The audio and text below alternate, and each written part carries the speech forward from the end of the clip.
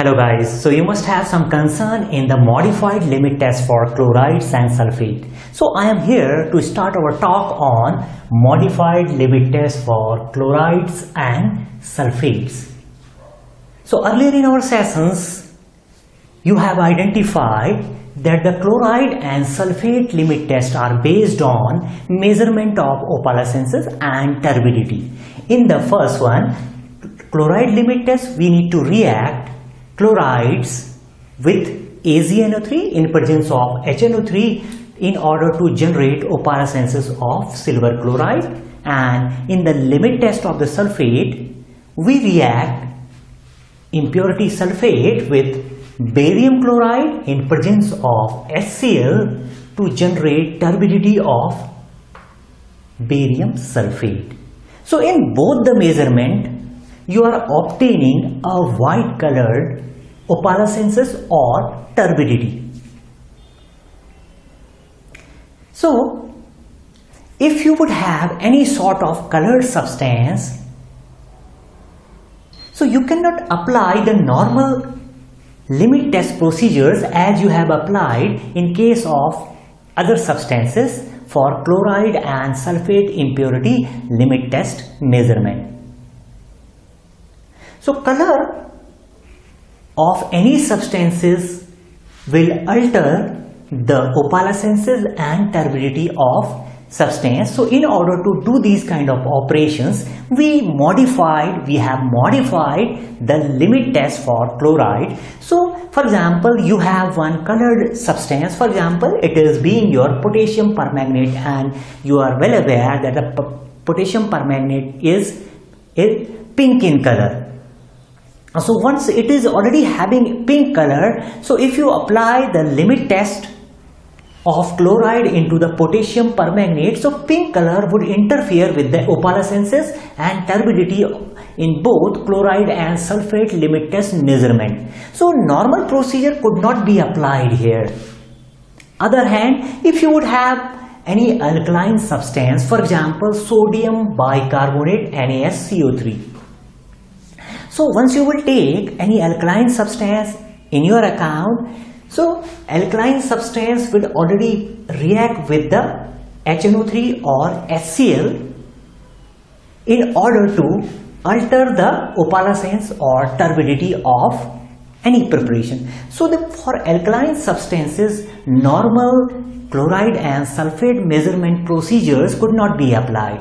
Similarly, if you would have any kind of water insoluble substance, for example your sodium benzoate C6H5COO-Na or sodium salicylate, so you cannot apply the normal limit test and chloride limit test.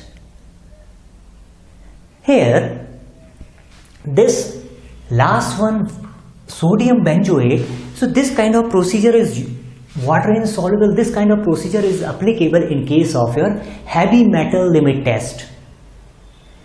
And in the limit test for chloride and sulfate, we are covering only the colored substance and the alkaline substance. So here we will see which kind of measures we could apply in order to simply carry out the limit test for KMnO4 and sodium bicarbonate. So for example, we have one colored substance, this is KMnO4 potassium permanganate.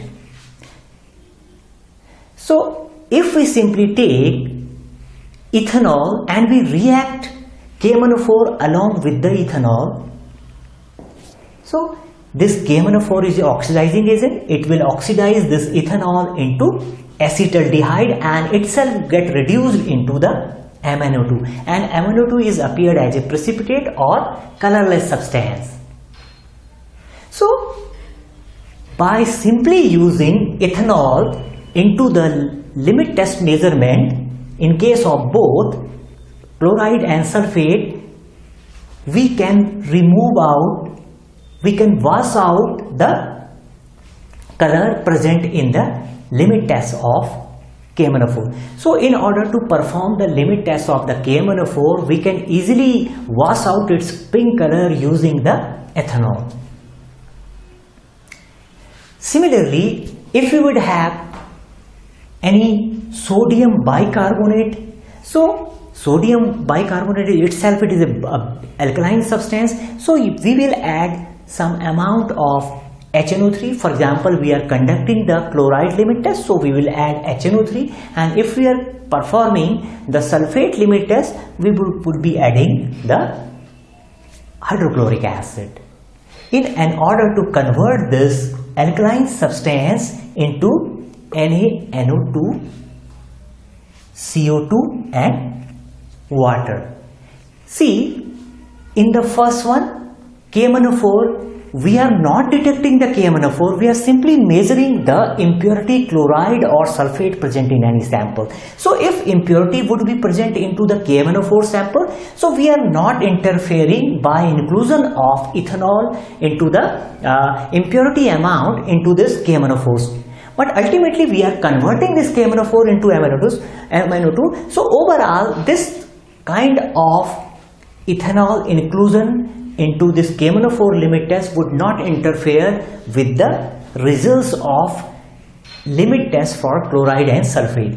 So similarly, if you would have sodium bicarbonate and you have added HNO3 or HCl into it, so it is not reacting with any impurity, it is reacting with the sodium bicarbonate all alone. In order to convert into NaNO2, sodium nitrite, carbon dioxide and water.